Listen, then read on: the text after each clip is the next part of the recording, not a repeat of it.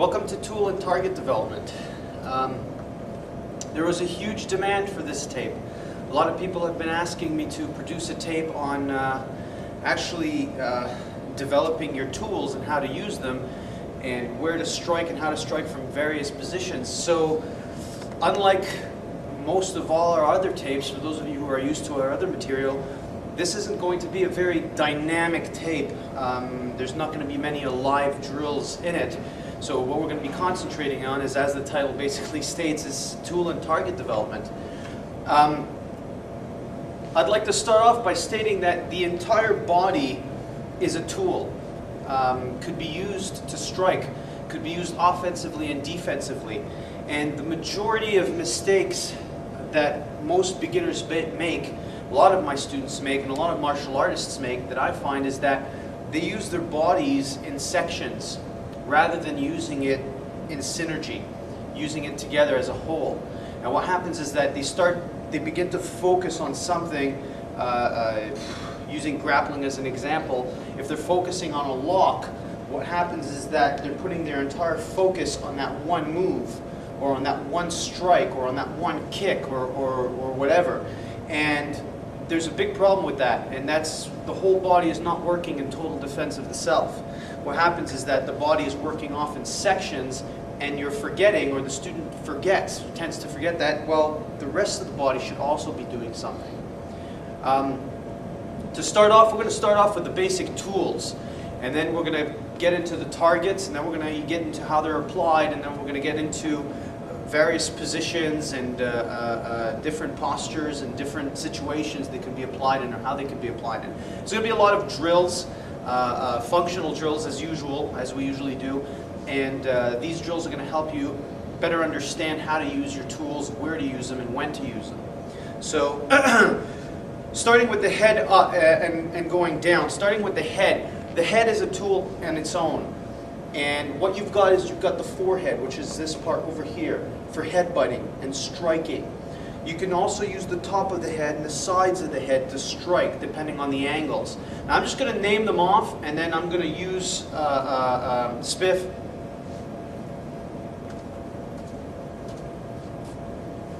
as the demo guy. Okay, so you've got the head, then you've got the teeth. Biting. Biting works. Now, a lot of the strikes and tools I'm going to show you how to use, they're not necessarily meant to be used as a knockout blow or as a finishing shot. What they're used for is to create a reflexive response from your opponent, a flinch, getting him to move, creating an opening, buying you time to build and get in the power shot. Okay, so your teeth could be used for biting. Biting where? Biting anywhere. There are nerve clusters all over the body. Your saliva, that also is a tool. Spitting. Spitting in somebody's face. That's really distracting. He doesn't react on the first one, spit twice, spit 3 times, spit 5 times. You got the guy in front of you, he's looking at you, or he's got you in a position where you can't move, you can't really strike, he's got you pinned, and you feel, okay, shit, he's waiting for 7 of his friends to come out and continue the job or help him out. So what you can do is you can just spit right in his face. You do that 3-4 times, you're going to get a reflexive response. He's going to blink. His hands will, he's going to want to wipe it. He's not just going to sit there and let you gob on him 13 times. Okay? Your neck and your head. Your neck and your head could be used offensively and defensively, obviously for striking and headbutting, but also for maintaining positions. Quick example, come here a second, Spiff. Now if we were on the ground here, or even standing up, if I had him in a position where we ended up in a semi kind of clinch here, and I didn't want his arm to come out. Now what I would do is, if I keep my head straight like this, what happens is he can slide his arm out, and he can also use it as an elbow. And if I flinch because of that, because of the power behind it, and I do this, that even gives him more of an opening. But if I'm using my head and my neck just to lock in and plaster it here, I'm using my head, not allowing him to move. I'm using my leg here, if you can pan down a second or zoom out. I'm also using my leg as a tool. It's a tactile sense. Why? Why am I keeping my leg stuck on his leg? Well, for the simple reason that if it's not here, and I'm focusing strictly on trying to apply the choke, or to lock him up, or to keep him in a certain hold or position here, what happens is that he might be able to throw a knee. But if I keep a tactile sense, if I take this leg and I keep a stick on his, establishing tactile sensitivity, he now cannot throw that knee anymore because I could feel where his leg is going. Are you catching what I'm saying? Yeah. So he can feel where, I can feel where his leg is going. So I'm using my head, I'm using my arms, I'm using my leg here, all synergistically, and I'm not forgetting about any other part of his body. Okay? Then you've got your shoulders. Shoulders could be used, now again, these are just, I'm just telling you what you could be doing with your tools. I'm not saying always do this. I'm just telling you that certain useful applications for certain parts of your body is that the shoulder could be used for jamming. Your shoulder could also be used to protect you. Now, as they do in boxing, they keep their shoulders up high. If he was to throw a hug punch, I know that I can almost like parry it with my shoulder and scoop it off if I don't have the time to get my hands up, or if we're in too close range where he catches me off guard and I reflexively respond this way, I'll parry it off with my shoulder as I slip. Okay? It could also be used for grinding in a grappling situation. If I've got him pinned down to the ground, I'm off to the side mount. I could be using my shoulder to grind into his jawline. Okay? The biceps. Biceps are good tools also. They could be used for popping. They could be used for holding. They could. So, I'll give you an example. I guess I'll get right into the examples. So, let's say I've got him here, and we end up in a clinch, and he's trying to throw rabbit shots to my body or to my head, and I've got him clinched here. Now, at the same time, what I'm going to do is spin around for a second. My leg keeps a tactile sense on his leg, as I said before. I've got him in a clinch. He's trying to punch me, so I'm not letting him, and I'm just jamming his energy here. Okay? Now, a lot of times what happens is you get caught up in a grappling or a wrestling situation because instinctively what we want to do is negate force with force. So what I want to do here is, this is where I'll use my bicep as a weapon or as a tool, where if I angle off this way, all I really have to do is pop. Now my whole body comes into play. It's not just the arm. My hip rolls, my shoulder pops, but the tool that I'm using here to strike is a bicep strike into his face. Now to give you an idea of how that works is if you stand like this. Now if he just stands this way, and I'm going to use, at this angle, and I'm going to use my bicep. Now if you can imagine if we were in the same position we were just a second ago in a clinch position, I'm going to use my bicep to just jerk him forward like so. Now if I just rocked him, he was like what, 150, 155? He's about 150 pounds, and I just knocked 150 pounds with my bicep. You can imagine what that would do to his jawline or his face if I went pop. Okay? That would also open up another target where if I'm here, he's trying to hammer me, I'm trying to control him, I establish tactile sense, and all of a sudden I go boom! That gets me right into his face, gives me access to other tools. It creates that single opening.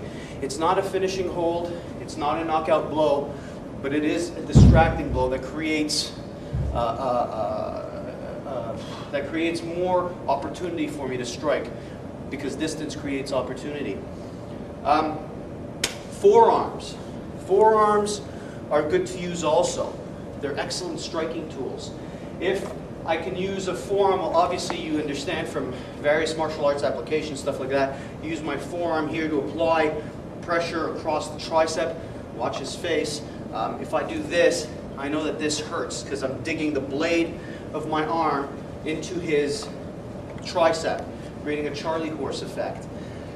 If he swings a punch and I jam the shot, if I jam it with the blade of the forearm, I know that this is causing nerve cluster destruction here.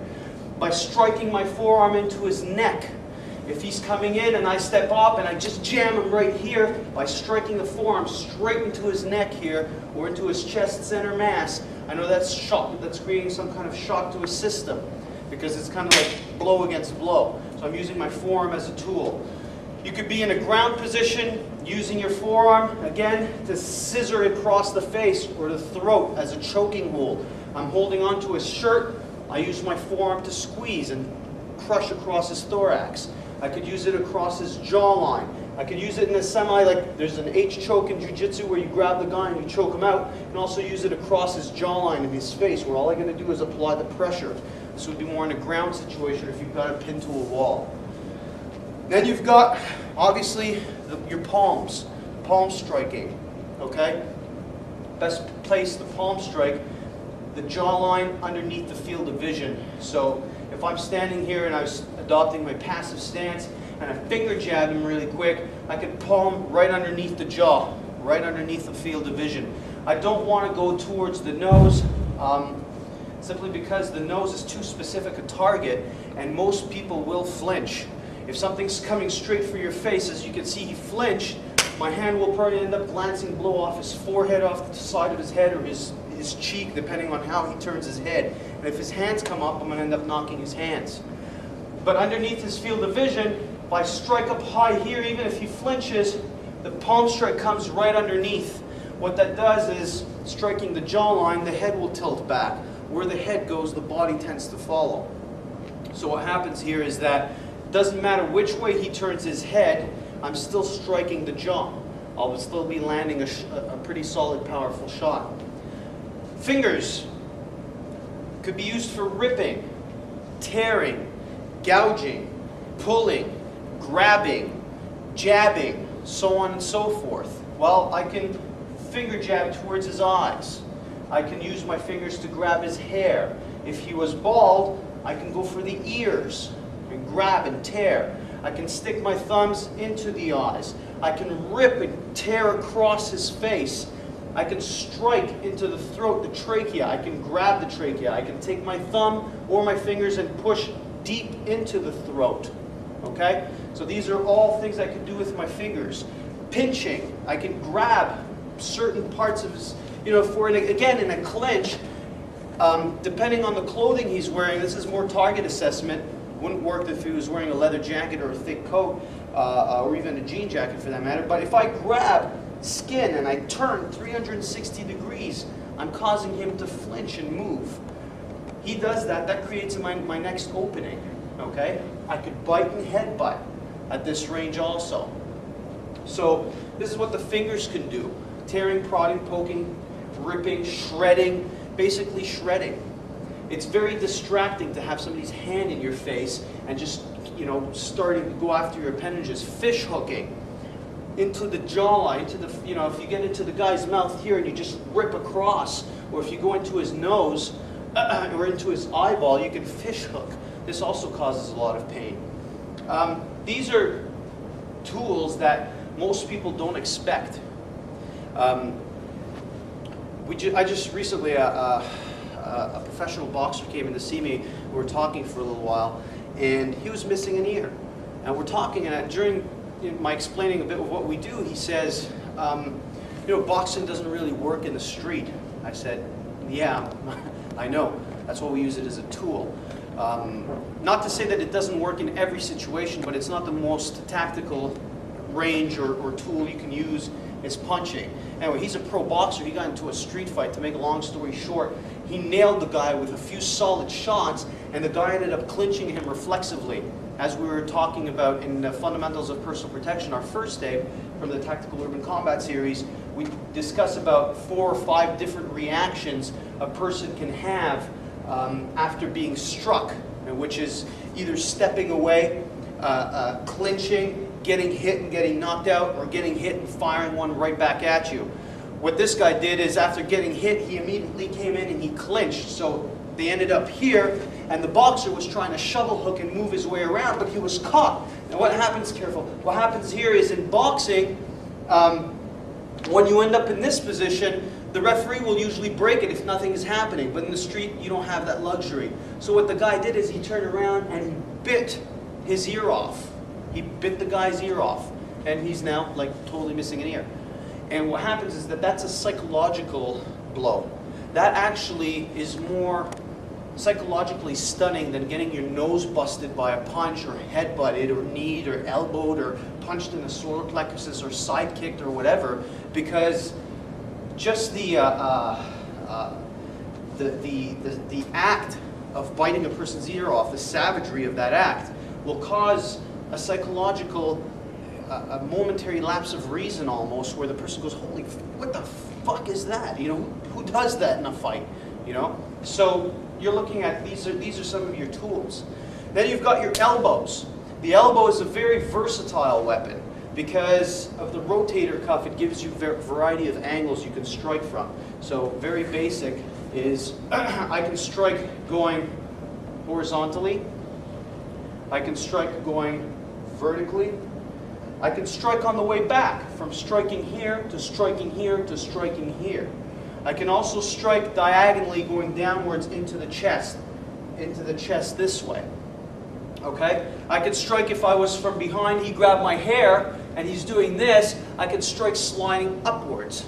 I can also, grab my hair again, I can also lift upwards here, which is more shocking than doing this, because this is kind of telegraphic, where if he flinched, his hand would come up here. If I do the same thing and he flinches, his hand comes up, I can still come down, landing a blow directly onto his head, face, or sternum. Okay? My hand is here to follow up on the half beat where I can rip and tear and then step in and continue my attack. So again, the elbow is quite a versatile tool. Knees. Okay? I could use my knees. Now a lot of people get really into, you got a knee, the balls, you don't get too specific as to where you're going to hit, just hit. If I'm clinched, or I'm working at close quarter, obviously I'm not going to knee from here. If I'm really close, and even here, I've got other tools. I would rather take my thumb, as we were talking about earlier, and stick it into his throat, or palm strike, or start ripping and gouging than actually throwing a knee here. Because the knee is telegraphic. Because it requires a lot of body motion, and also it's telegraphic through tactile sensitivity, where at close range, because the hand is quicker than the eye, he's going to feel all this motion, okay? But if I do knee, if I'm here, technically, it's not the rear knee that I want to fire, it would be the lead knee, because that would be the least telegraphic of the two. I'd nail him on the side of the leg here. Again, not the most powerful shot in the world, but enough to get him to, if I nailed him here, to flinch, double over, and cause his arms to raise up, buying me time to step in now, and if I wanted to stick my thumbs in his eyes, or grab his ears and headbutt him, or spit at him, or bite him, and now I can throw my rear knee, then all the more power to me or you. So knees could be used to strike lower targets. I don't like going for higher targets. In closest weapon, closest target application, it doesn't make sense to me to come up and do this. Because why would I want to go from here all the way to here? That's fine for Thai boxing, that's fine for the ring, where you don't have the option of spitting in his face or tearing his eyes out, where you don't have the option of biting his hand or trying to break his fingers. But in the street, you do. So technically speaking, if you're training within a parameter of rules, chances are you're not going to go beyond those parameters, because that's not how you train. But if you train with no limitations, then you're going to use the tools that are most necessary to you. So again, working off a clinch, I don't want to come up and start kneeing here. If he's doubled over here and I ended up doing this, I don't want to try to knee him in the face.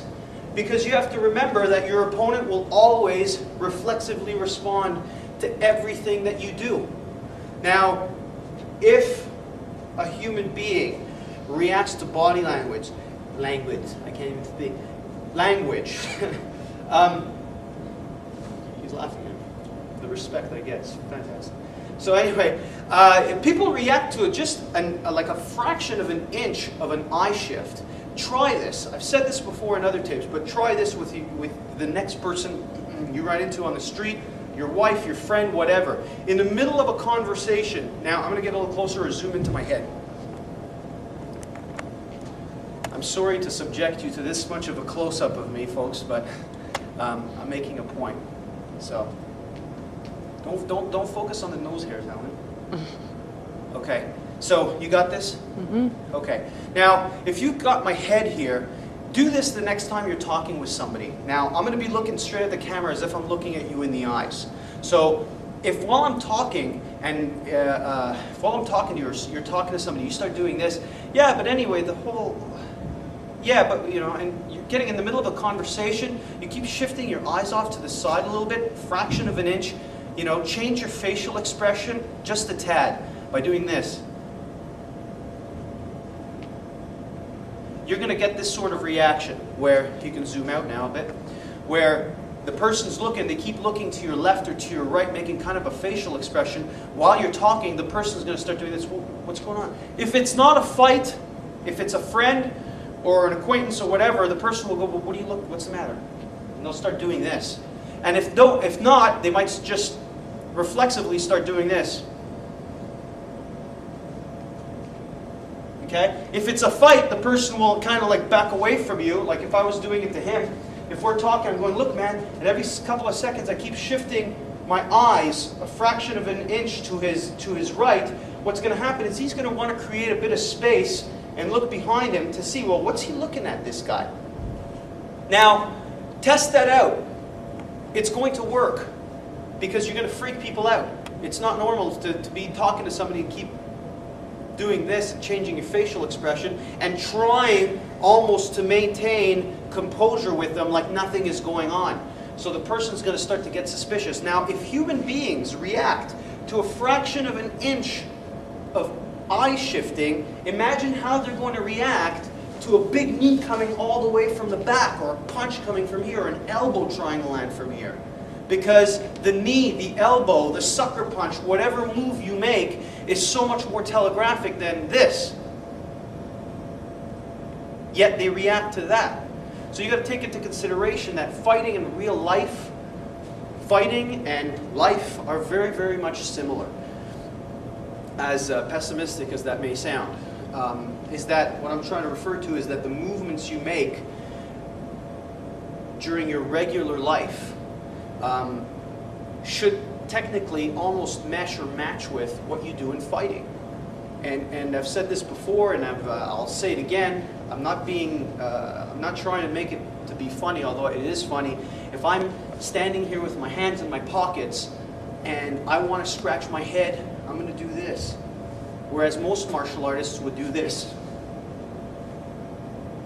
It looks retarded, but that's what I equate fighting to. So if I'm standing here and I'm doing this and I'm talking to Spiff, I don't need to do this to hit him. I could just go whack and strike him from here. Why do I need to do any kind of prior movement? Why do I need preparation? Why do I need to telegraph my intention? Why do I need to add motion and not economize on it? Why would I not just, strike him from here?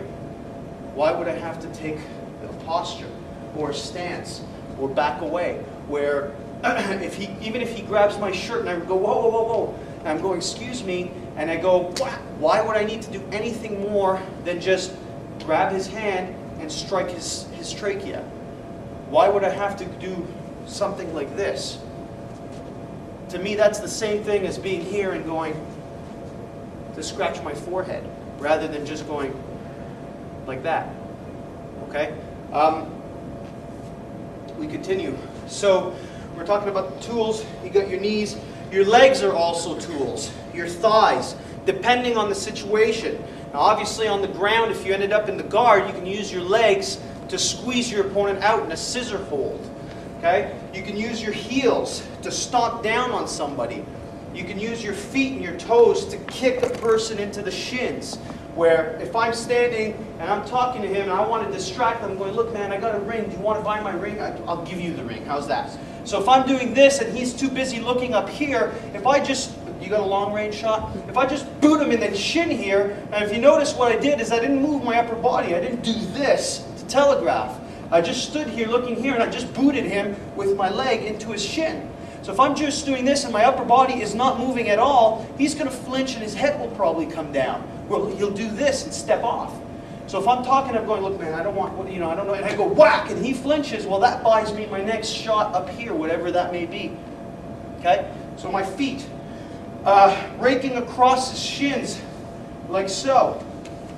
That really hurts. Stomping on the foot. Okay? Then you've got the knuckles also. I forgot to mention knuckles. Punching, obviously. Now, we don't punch to the head. Neck up, open-handed strikes. We've explained that several times. Why? I'll explain it one more time. Is that a punch is just a punch. Tactically, yes, it's good to uppercut somebody in the jaw and bust them and create a knockout blow, or to hook punch him in the face, if that lands. Okay? It's not bad. It's a good shot. It works also. However, if I go whack and I punch him, and then I come back and I nail him again, if this guy's a tough son of a bitch, he might take both shots and still come at me. I've seen it happen. I've seen it happen hundreds of times. You've seen it happen if you ever watch boxing. Granted, they're wearing 10-ounce gloves, but I'll tell you something, that by the 5th round, it's like they're not wearing gloves anymore because the padding is gone. These motherfuckers hit so hard that by the end, knuckles are seeping through. So it doesn't technically matter. It's not necessarily true that you'll knock somebody out with an uppercut or a hook punch. At the same time, the way I look at it is that although it's a practical shot, a hook or an uppercut, it's not for everyone. And I like to focus my system. I look at reality-based systems as systems that could be used for anyone and everyone, not just the red-blooded all-American male, or the Rambo type, or the athletic type, or the martial artist. Now, I can spend 2 years teaching my mother how to uppercut and hook punch. Okay, she's like 55 years old today, and she's about 5 foot nothing. She's had 2 children.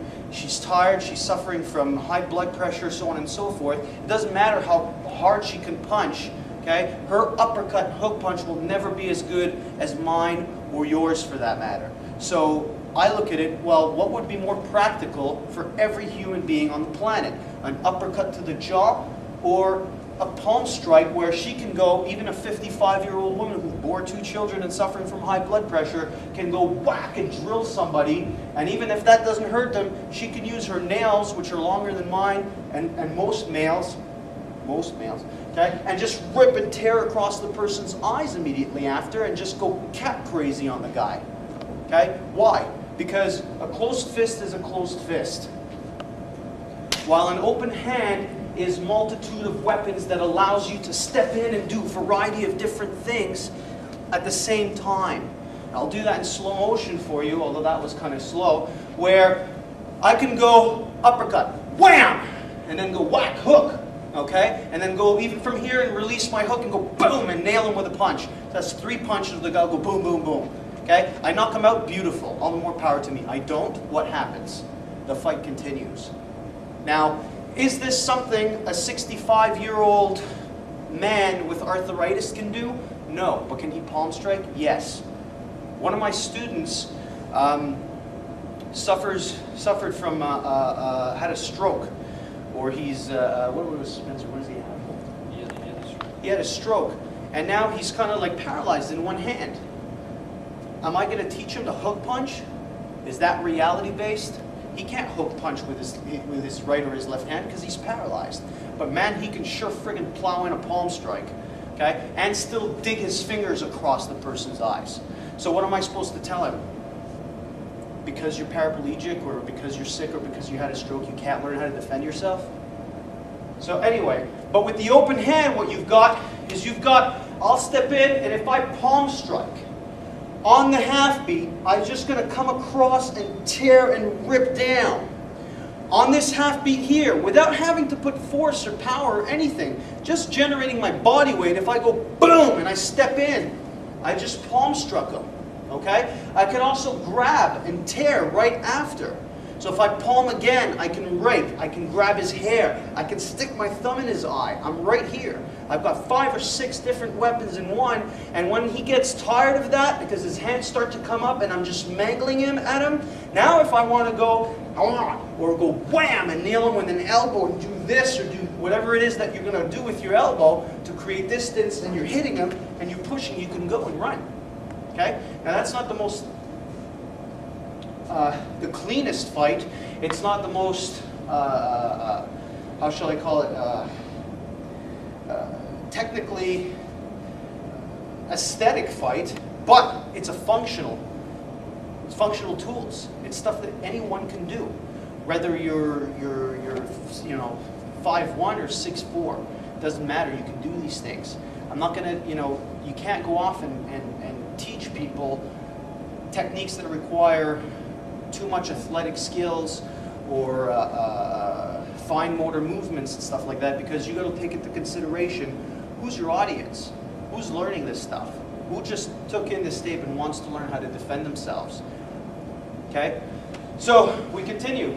Knuckles, towards the body. You want to punch, keep it towards the body. Soft tissue. Hard tissue versus soft tissue. Softer tissue versus harder tissue. Okay? I also don't want to break my fist. Okay? I throw the punch, he flinches and ducks his head, and I go wham, and I punch him right in the forehead, and I bust my knuckles. True, there's adrenaline.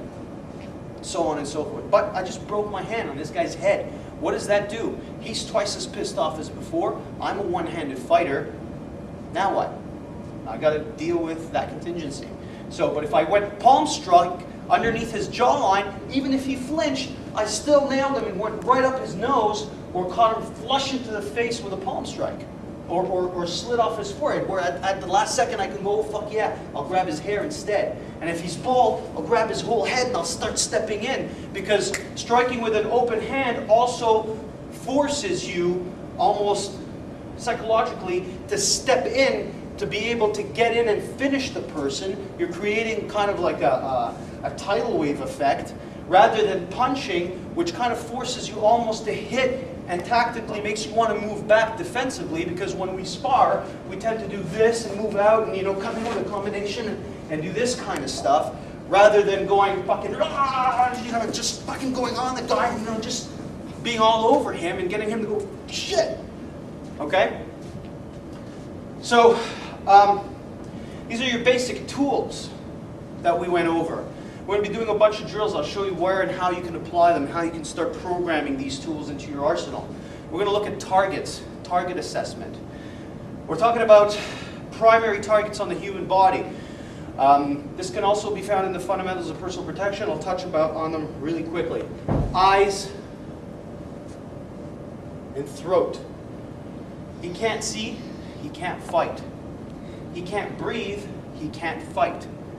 Okay? It's elementary, my dear Watson. I tear his ear off, he could fight. I nail him right in the balls with a shot, he could fight. I bust his arm, he could fight. Okay? I break his leg, he could still fight. I bust his jaw, he could fight. Muhammad Ali went 8 rounds or 9 rounds with a broken jaw and continued fighting. I've fought with a broken jaw. I had my jaw busted in the ring one time. I fought 3 or 4 rounds after with a broken jaw. It was popped out to here. When I got out, it was this thick. Okay, so it didn't stop me. It didn't knock me out.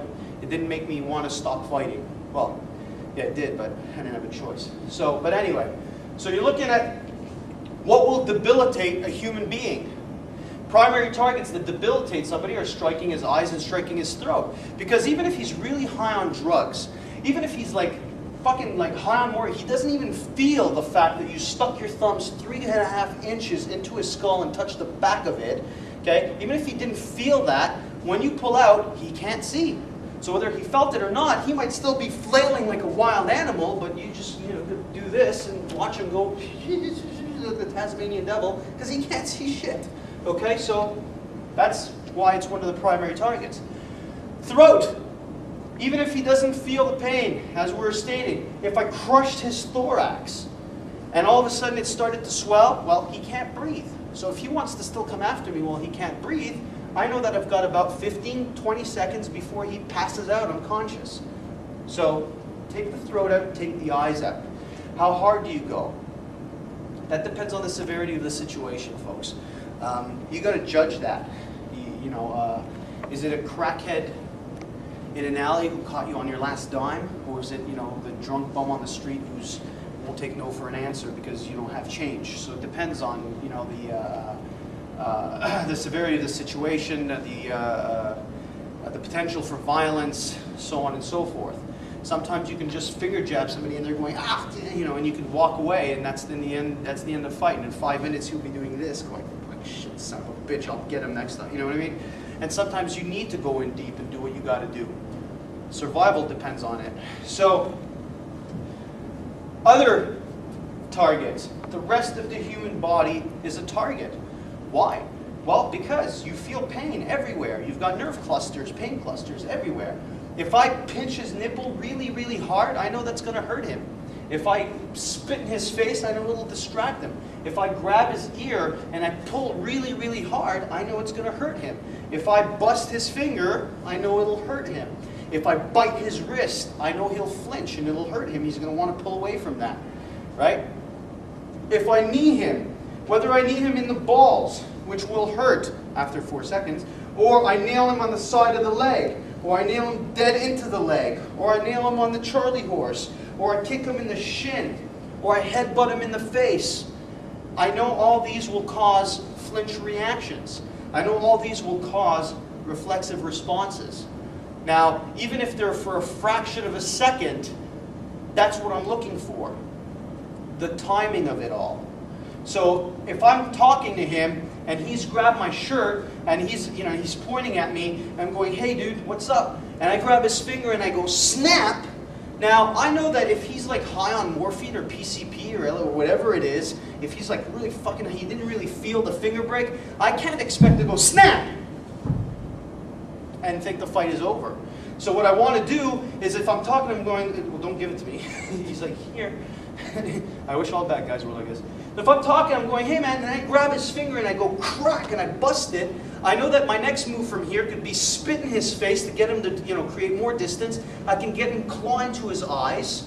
Okay? I could palm strike after I claw into his eyes. Look at where my legs are. Look at his position. What else can I do? Well, he has hair, so I'll grab the hair on top of his head. But if he was bald, I'd nail him with a knee right away. And then what? Elbow. And then what? Well, thumb. Let's bust the thumb too. Okay, and then what? I bite his fingers, back fist him here. Because why? Because I'm here. If I take my knuckles on an angle, I know if I pop him right in the bridge of the nose or the forehead, it's going to cause him to back away. So, when do you stop hitting? Well, when he's no longer a threat. When he can no longer hurt you or somebody else. When you've subdued him. When he's, and sometimes, like I said, that could be just this. Whack! And he'll be, ah, man. Like right now, he's not a threat anymore. Why? Because he's too busy going, fuck my eyes. So sometimes that's all it'll take, and other times the energy might still continue. So the overkill mentality in principle becomes very important. So you got to look at, well, when do I stop? I stop when he can no longer do anything. I don't mean when he's dead, but when he can no longer hurt me, when he's no longer a threat. Threat assessment. He's grabbed my shirt, one hand again. I'm doing this, he's pointing, I bust his finger, I go snap. Well, what's going on here? He's still grabbing my shirt. He might be trying to plow into me or forcing his, doing something. And now I got to go, shit, it ain't over. Because I know if I let go, he might still grab my leg and take me down or whatever. However, if he does this and I snap his finger and his hand reflects, I snap and he lets go right away. And he's trying to do this and I do that. He's going, fuck man, you busted my finger. Yeah, okay. I don't need to continue hitting him. So you'll be able to judge that. How you judge it is based on the energy you're feeling in the moment. It's very hard for me to say, it's very difficult for me to tell you when to hit or when not to hit. That will entirely be up to you. Intuitively you'll know, because you'll feel. Do not second guess yourself. If you're not certain, keep hitting. That's all I can say. If you're uncertain, keep hitting. Only once you're certain that the person can no longer hurt you, pull out a knife or do something, then you can stop. But as soon as you stop, clear the scene. Go away. Take off. Go home. Okay? Just don't stick around. Never stick around to admire your handiwork. So, these are a variety of things you can do. Tools on the human body. Well, we discussed about the eyes and the throat. You got the ears, cheekbones. Okay, corner of the eyes. A nice swift headbutt on the corner of the eye will usually create an opening. It'll cut them open because it's bone on bone. And what happens is that this will start bleeding. If a lot of blood starts coming out of the corner of his eye, it'll blind him from one eye because the blood will be pissing on it. Now, depending on the severity of the situation, his adrenaline, so forth, sometimes the blood will do this, will piss out this way. Okay, the first few strands anyway, and it'll start coming down because the blood's pumping through the body so much that that's what happens. So don't freak out. Okay, you might get cut also. Hitting the bridge of the nose. It's a good target. It's a specific target. I don't say always go for it. Eyes and throat are primary. However, if it's there and it's available, strike it. How do you want to strike the bridge of the nose? Well, you've got a variety of things. The headbutt again. Boom. Now when you headbutt somebody, it's like sneezing, only without the ah part. So you don't want to go ah, chew, you just want to go chew. So what you're doing is if my head is here, I'm just going to extend it forward and do this. I'm just headbutt, boom, from here. If I'm really close. Headbutts occur at this range, not this range. This is too far. This is telegraphic. He's not going to let me. But from this range, I could. You know, you got the guy going, hey, motherfucker, you're looking at me, bitch, and you know, he's doing this, headbutt him. But don't headbutt him when he's here. Certain tools are not applicable at certain ranges. Don't force them. Remember that there's two sayings. First one is the heightened strategy is not in doing your best move, but doing the worst move for your opponent. Okay? And the other saying I don't remember, so I'm not going to say it. So anyway, so the heightened strategy is doing your best move and is not in doing your best move, but rather doing the worst move for your opponent. And what that means is that if I'm really good at throwing a hook punch, technically right here the hook punch at this point where I'm talking to him, I'm going, hey man, I don't want any problem. He's just fucking flaring, coming in at me, I'm backing away, is not the best tool. The best tool here would be a web thumb strike to his throat. So I don't want to go hook. Although, you know, the hook might be solid and hurt him, it might not be the end of the fight. I recall being in a Miami club one time and seeing two guys get into a fight. And they're talking and they're standing there and one guy hauls off and nails the other guy, two solid hook punches to the jaw. The guy's reaction was this, thump, thump, shakes it off, goes, is that all you've got? The other guy pissed himself and walked away. Okay, so it didn't drop him, but the guy landed two solid shots. So, but I can almost guarantee that if the guy, instead of landing two hook punches, went like crack and nailed him in the windpipe, the other guy would have done this and gurgle and spat. Okay?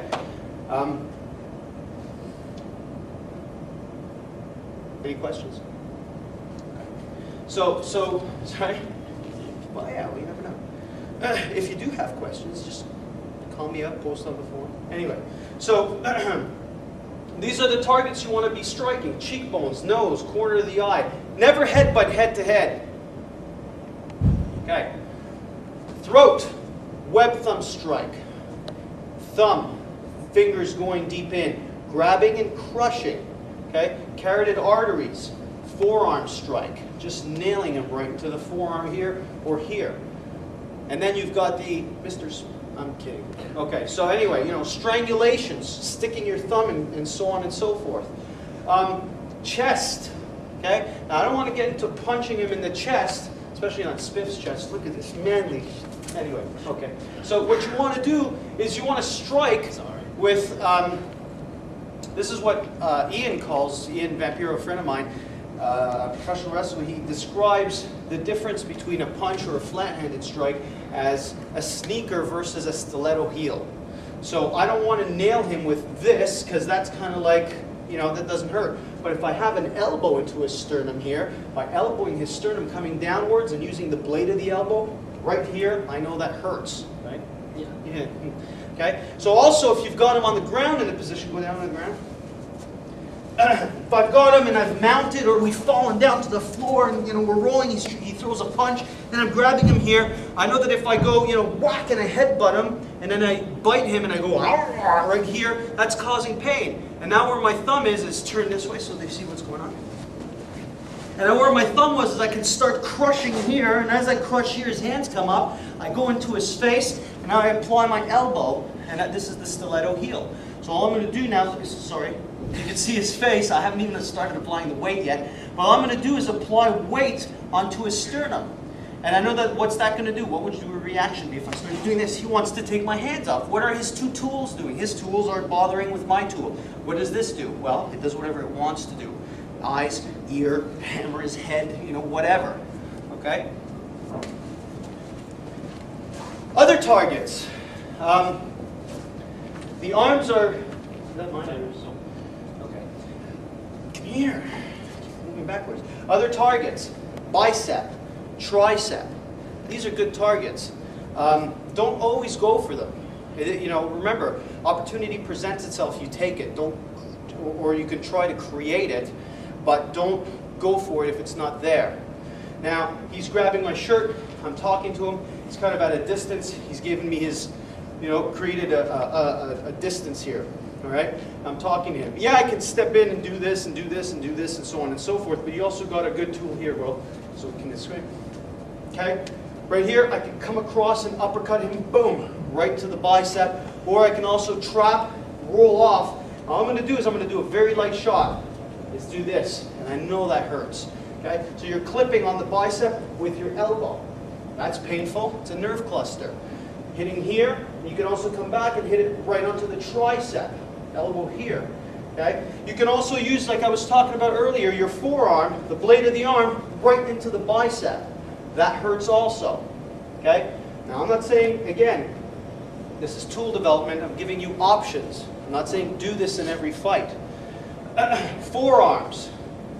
Okay? Destroying the forearm is also good, depending on how you do it. Now obviously, it's a big muscle. There's certain points of it that are more, where it hurts more to strike them than other parts, but that's a bit too technical, so I don't like getting too much into the forearm. However, if you're in a certain position where you can bite it or apply pressure on it with an elbow or just hammer a shot, a punch on it, then you do it. But it doesn't mean it's going to be in a position we're in now, standing up, where I'm going to come in and do that. Sorry, I know that hurts. Okay? Fingers. Break them. Okay? Snap them apart. Break them. Bust them. Now, fingers are usually easy to break because they doesn't require much force. Depends what the person's doing. The second the hand's open, if you've got an angle to it, don't lock, bust it, snap it. Okay? Metacarpals. Top of the hand here. Person's grabbed you from behind, he's doing this. You can just take the knuckles on your hand, you just go crack right on the metacarpals. Watch, very light shot. Ready? I know that hurts. That immediately you're going to get a flinch. You're going to get the guy to reflexively respond and move away. Okay? So these are all little tools, little areas you can strike the guy. Sorry. Testicles. Enough said. Okay? Legs, shins, top of the foot, the toes, the Achilles tendon. These are all targets that you could be striking and looking for. Now, what we're going to do is we're going to take certain positions. This is a drill I make my students do. And phase one of the drill is picking a position and locating as many strikes as you can using all of your tools. And all it is a target assessment and tool development drill. It's nothing else than that. So your opponent is not even reacting to what you're doing. You're just starting to do a few strikes and that's it, that's all. You're looking at, well, what can I do from here? And you could do this with absolutely any position. Yes, you. Helen's being a goof. You could do this with absolutely any position. And what that means is that, let's say, okay, we'll pick it with a chair. Why not? I'm sitting on a chair, and my opponent just walked up to me, and he's threatening me. Now, position you want to take when you're on a chair is, I've talked about this in other tapes, but I'll recap it really quickly, is one foot goes underneath, okay, the ball of your foot. You go on the ball of your foot, your heel is off. Are you getting all this? Mm-hmm. Okay? And your other foot steps out a little bit, like so. Okay? So if my opponent is this way, I can do it this way. If my opponent is that way, my opponent is that way. It's just one of these days. I would angle off this way. My hips turn also. Okay? Foot flat here, ball of the foot here. Why? It's because I can use my body and get up this way without having to use my hands. So if I'm talking, I know I can get up without having to do this, without telegraphing, without shifting my weight forward. Okay? By doing this, I can just use my legs and stand. Now, he's approached me, he's threatening me, he might have grabbed my hair where he's going like this. I've adopted my passive stance. So now I go, okay, tool development time, target assessment time. He does nothing. This is just phase one of the drill.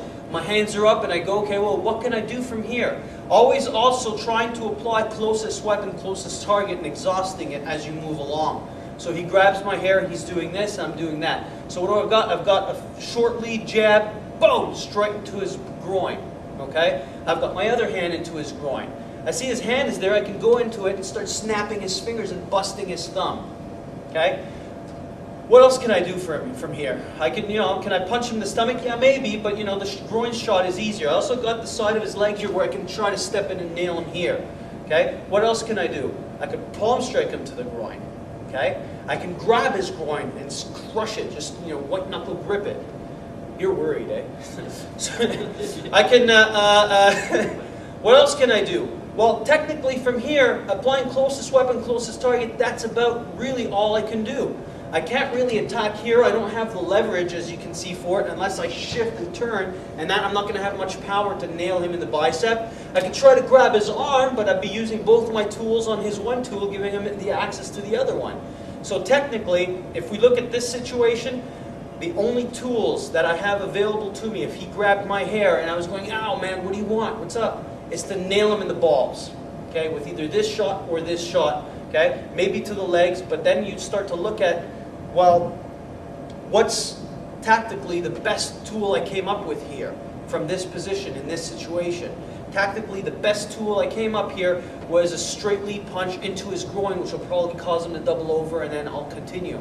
So in following it up, phase 2 of the drill would be, well, now he reacts to that shot, and then I continue from there. So he grabs my hair, and I go, hey man, what's up? And I go, boom, and I nail him, so he doubles over.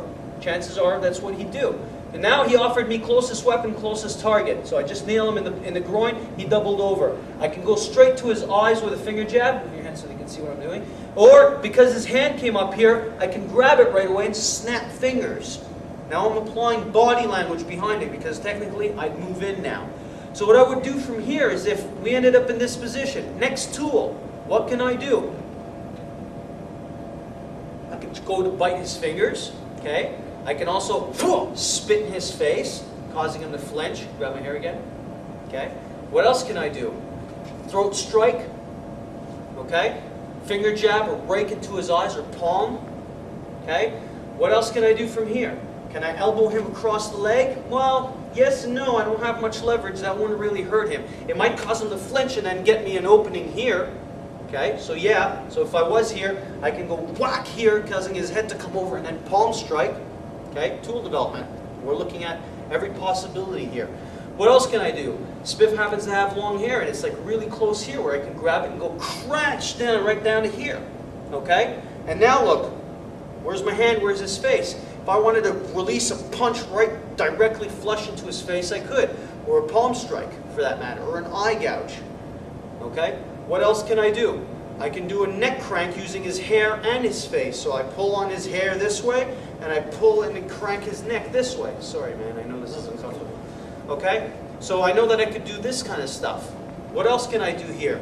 Well, if I went into here, then I've got an elbow. Okay? Now I start to move off my chair. What else can I do? I can stick my thumb in his eye. Okay? So I'm looking and I start to judge, what can I do from this position? And what will his reactions give me as my next opportunity? Because it's important to understand that your opponent will always dictate what your next move is going to be based on his reactions. So whatever your opponent is doing, however he reacts will create your next opening. And this is where your ability to spontaneously improvise moment to moment comes in. What can I do from here now, instantly? Can I start looking at targets and going, well, there's one, there's one, there's one, there's one. Take advantage of each and every one. These drills that we're doing now, we're showing you, will help you develop that. We'll be able to make you go almost like instantaneously pinpoint targets, second per second as they appear. We'll look at another position. Let's look at it off the ground. Go down. So we're going to look at it from, let's look at it from the guard. So we've fallen down to the ground, he's got me in his guard. Now, I'm here, he's there. So I go, okay, you have all this? Mm-hmm. What possible things can I do from here? Okay, so I go, always street. Now I'm not looking at a grappling situation. Here's street, what can I do? Now I understand that from this position, what can he do, what can I do? So what you do in this drill is to, create a proper mental blueprint is that you do it both ways. Okay? So you start from here where you go, well, what can I do from here? And then Spiff goes, what can he do from there? And then we switch and we do the drill again. So we start, get me in your guard. So from here, what can I do? My hands are here. I understand that with his legs, he can either push me away, do this kind of thing, or he could pull me in to stop me from striking him and throw me off balance, take away my grounding. Okay? Now, when it comes to no holds barred where I want to punch him or elbow him, yeah, that's quite functional. But when it comes to street, it's not that functional. It actually works against him. Why? Well, because let's say I'm here and I start applying pressure and I start pushing into his throat. He pushes me away and I go whack and I nail him elbow right into the balls. Okay? Which brings, then he grabs my arm because he goes, oh look, center line, I think I'll go for an arm bar. And as he's doing this, I start clawing him, and I start spitting at him like a fucking madman. Okay? And then I nail him in the balls. So you see what I'm saying? So now back to, holy shit, I've struck it rich. God damn. Are you kidding, man? Swiss bank account, here I come. God damn. Okay. Let's try this again. Okay, well, hold on. More. Kitchen sink. Okay. So he gets me in the guard and I start to look at every possible thing I can do. Get me in the guard. Okay? So don't do anything. Okay? So now all we're doing is just strictly tool development and target development, target assessment. So we're in the guard and I'm here, so I go, well, thumbs in the eyes. Can I do it from close range? Obviously. Can I do it from far range? Yeah. Well, at his height and level, maybe yes. Throat, strangulation. Sticking both my thumbs into his throat, deep inside, breaking the trachea. Okay? Ears, can I tear on them? Yes. Can I claw, cross, and rip? Yes. Can I palm strike from close range? Yes. What else can I do? Can I bite him in various areas? Chest, stomach area, arms. Yes. Spit. Okay? I can spit in his face also. Grab his hair. Trying to hammer his head onto the floor. Okay? Elbows. Can I elbow him? Technically, yes and no. I could if he's not aware I'm about to throw an elbow, if I throw a really short shot and I go clip. Okay? And what most people do is they do shit like this. Okay? Where I don't like that. This is where I go forearm and elbow and I go crack right here. So all I'm going to do is I'm going to lift a little bit my body weight and I'm going to come down with the body weight right across his throat. Or I'm just going to up it and do this. Now, it doesn't require much strength. I just barely tapped him here. But I know that if I just explode, that I'm going to create some pain. Okay? So if I just go boom and I nail him with an elbow, I'm striking him. Elbowing to the sternum. Okay? I know that hurts. You can see. Okay? Elbow into the chest area. Okay? Elbow into the bicep where I'm applying pressure. Forearm into the bicep.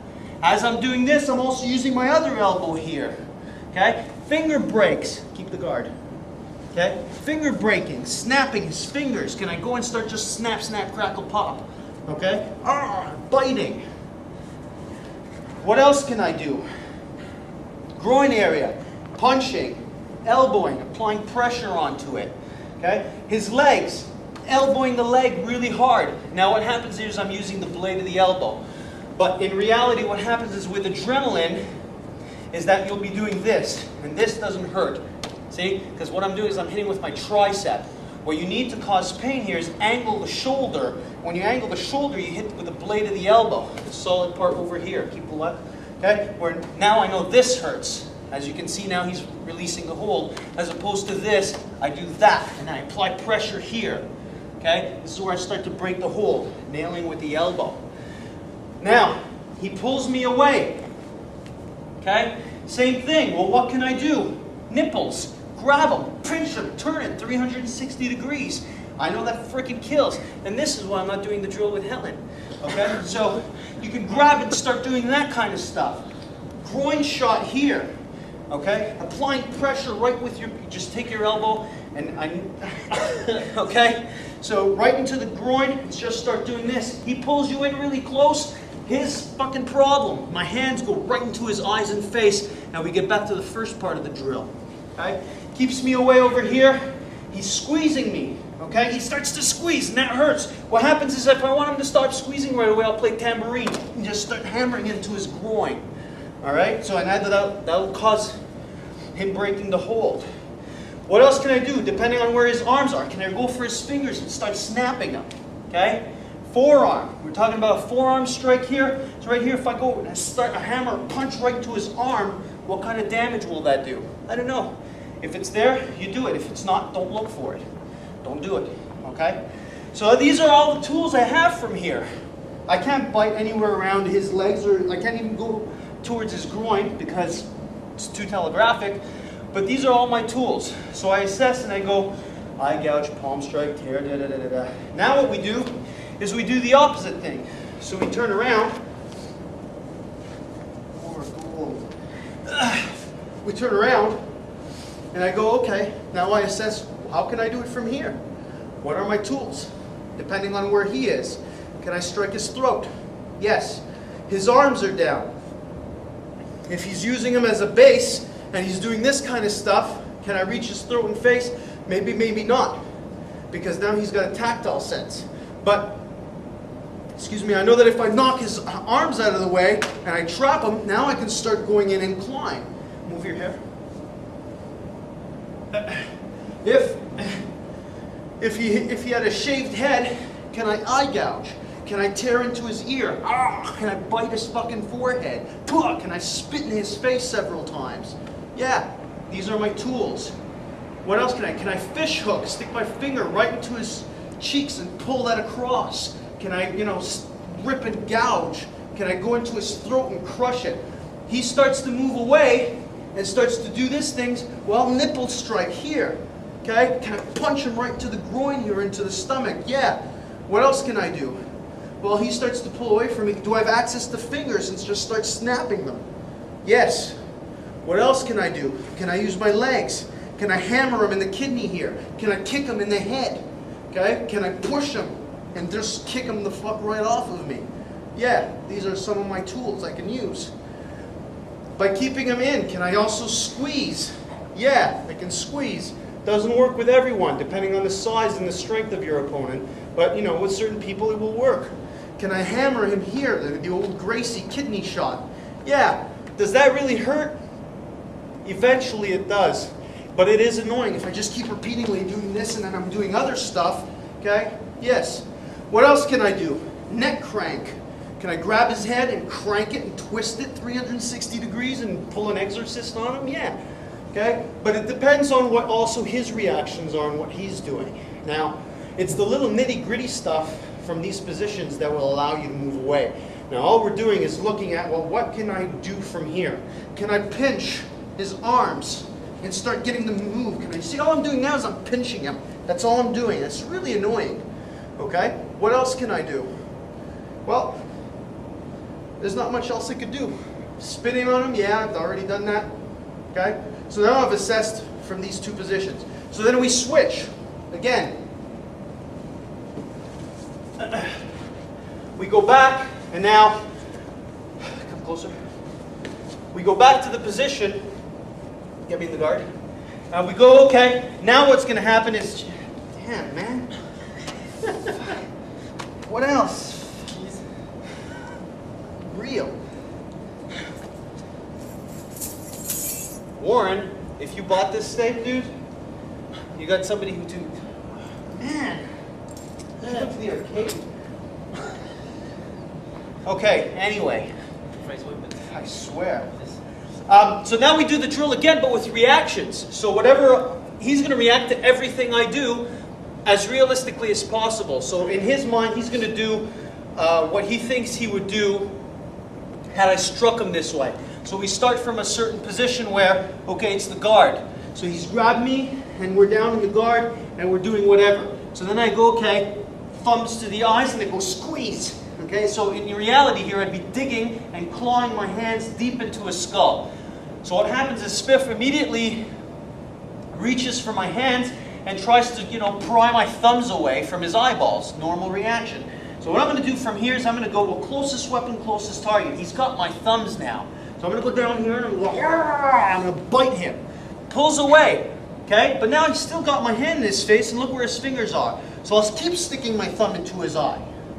Okay? And then I'll go, well, look, groin, boom, I'll nail him and shove right to the balls, and then I'll snap his finger here. Okay, so I got his pinky and I'll crack. Okay?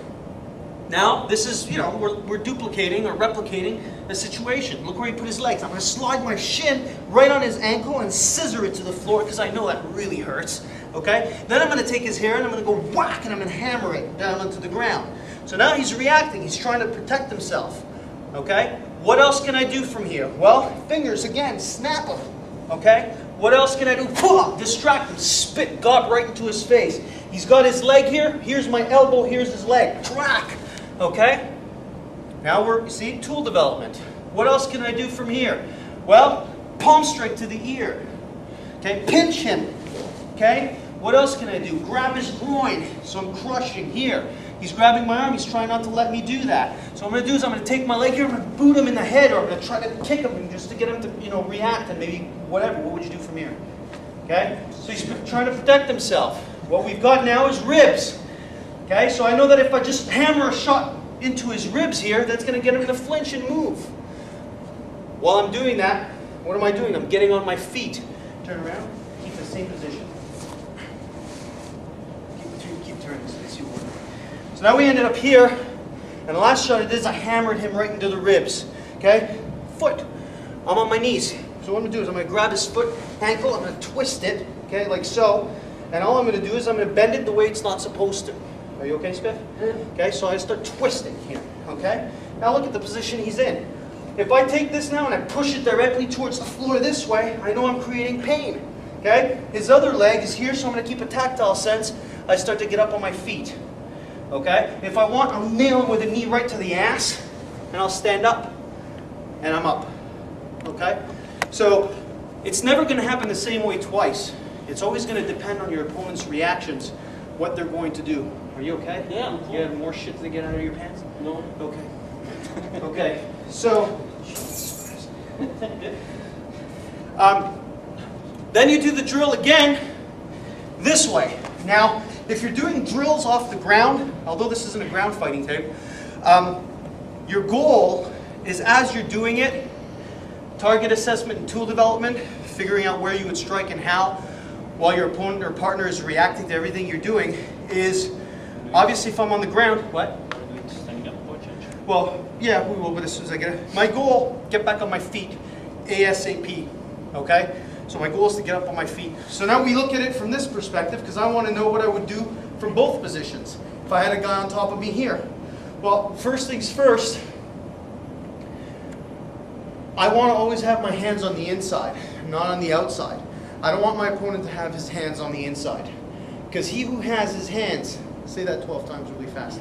He who has his hands on the inside is in a better position because I can't really reach him or do anything, so he's got a good tactile sense. So what I want to do is I want to sneak him in here, okay? So apply really a lot of pressure, a lot of strength, okay? So I just do this, okay? The more strength he puts, the more weight he puts, the easier it is, okay? The less weights he put, the less weight strength he puts, the easier it is either way. Okay, so you just always want to scoop it in and get on the inside. Now, if you do, turn so they see what we're doing. Okay, stop here. Now, he's applying the pressure here, and he's not letting me go in. If he's not letting me go in, what I want to do is, by scooping on the inside like so, all I'm going to do is I'm going to lift my shoulder and roll with it at the same time, creating a displacement of his weight. So apply pressure. I'm doing this. As I do this, so that he doesn't do the same thing to me over and over, we don't get this big tactile sensitivity game, what I'm going to do is as I do this, I'm going to finger jab him and hit him a couple of times in the eyes and in the face. Why? Because now I can stay on the inside because he's too distracted with my eye strikes and face strikes to stop me from keeping my hands on the inside. Okay? So then I go from here, what can I do? Can I eye gouge? Yes. Now what's he doing? Again, he's going. Grab his ears. Can I tear his ears off? Yes. What's he going to do? He's going to grab my wrist to try not to stop me. That's what Spiff decided to do. What if he decided to throw a punch right at my face from here? Okay, can I still protect myself? Yeah, and headbutt him at the same time? Yeah. Okay, stick my thumb in his eyes, go for the ears, rake across his face, spit at him, bite his fucking arm. So what we're doing here, turn back in this position, is, as you can see, I'm improvising moment to moment based on his reaction. So I went from this to biting his hand, to spitting at him. Okay, now I'm going to start using my legs. While he's too distracted with my mangling here, I start to get out of the situation. Okay, so I start to use my legs and create distance. Now what's he going to do? I don't know. But what I'm going to continue doing is I'm going to keep mauling at his face to distract him from here. Now what I've got is his groin. It's open, hit him right into the balls, use my knee, hammer him here. Although that might not hurt, I know that it's a distraction and it's going to cause him to flinch. So what I'm going to do is I'm going to just nail him here like so. So now what I'm going to do is I'm going to get this leg and spin it around him. Why? Because it's distracting and I want to get back on my feet. So as I'm striking and doing this, I'm just going to spin across here and I'm going to be almost sitting on him. Okay? So look at the position we end up in. Oh, look at this. A hand, fingers, they're free. Snap. I'll rip into them. Okay? So what I'm going to do from here is palm strike him in the face again, grab his hair, hammer it into the floor, or his ear if he's bald. Okay? Now it's not always going to happen like this. Throat's open, I crush it, keep a tactile sense on his hands. Knee, boom, I'll drop it right here, stomp on his stomach. Why? Because it's there. Angle off, always keep a tactile sense. Why are my hands here? Because I don't want to get booted here in the head. Okay, try to boot me in the head. He can't now because my hand is here, I've got a tactile sense. And I'm up. Okay? So, the drill is to basically locate at first, just assess what can you do? How can I strike? What are the possible tools I could use against his targets without him reacting? So I'm going this, that. And then we do it with him reacting. So every time I do something, he reacts. The third drill is to do it where he tries to stop you from actually performing your first move. So if we were doing it standing up, and we did it from, pick something, what would you do? I don't know. Okay, he tackles me, okay? Now, I could do it one of two ways. I could do it off jamming the tackle, where if I'm doing this and he tackles, and I jam here, okay? So what's happening here is, again, first strike. What happens is my blade of my forearm, as he goes for the tackle, strikes him right into the carotid artery. Okay, so boom, right away that will cause a short circuit there because the person will be stunned by landing into a forearm rather than landing into your hips or your legs.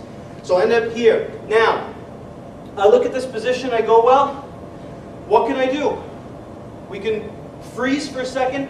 We can go back to phase one. Isolate every tool and the possibilities. Don't do anything. So I can go elbow. Okay? Now notice I didn't do elbow, I did elbow. So I'm here, I just release the elbow. I know that it hurts because it's bone on bone. Just this. I know that that is not comfortable for Spiff, right? Okay, good. Well, you wouldn't lie, would you? Okay, because if he lies, he's fired. So I just release the shot here. So I go boom, elbow. What else can I do? I thread assess, I tool assess, I go, fuck, look, his legs are right there, but his weight is on it, so technically him throwing a knee wouldn't work. So I don't really need to establish a tactile sense right now because I've got my weight on him, so I know he can't really throw a knee. Okay? Then I'll go rake into his eyes. Okay? Then I'll go, I'll bite him right on his shoulder. Why? Because I'm there, that's a tool. I'll spit in his face. Okay? I'll tear his ear. Okay? What else can I do? Can I short shovel hook him into his body? Now, important when you do these drills, to maintain energy. So always remind your partner, keep giving me energy. So now what's happening is he's forcing in towards me as if it was real. So I'm feeling pressure here, I'm feeling pressure here, I'm feeling pressure on my legs because I'm forcing. So can I go bang and shovel hook? Well, yeah, I've got a good hook here where I know I can get him to flinch. So I go wham, okay? Can I reach his groin? Yeah. Okay, is it telegraphic? No. Can you stop me from doing it? No, he can't. Okay? So what other tools can I have here? Snap down on his ankle here. So if I put weight and I crack right here, I know that that's a tool just to get him to move and flinch, kick him in the shin. Okay? Can I use my heel across his calf? Yeah. Is it the most tactical or applicable thing you can do? No, but I'm tool developing and I'm going, what can I possibly do from here? Can I knee him? Yeah. Can I pinch here? 360 degrees, just start pinching his tricep right here. Yeah. Can I apply a wrist lock or some kind of hold? No. Why? Because if he's giving me the energy, there's no way. And you'll learn about that with real energy. You can't assume that everything will work unless you've got real energy. So if you say, okay, maintain energy. As you can see, I can't do the arm lock. I can't do the elbow lock. It's not going to work. Why? Because now he's giving me real energy. Stop the energy. If he stops the energy, anything works. I can get into this. Look at that. Look at the beautiful hold I got here. I can do this and snap his arm. Doesn't work if he goes, give me real energy. Forget it. Okay?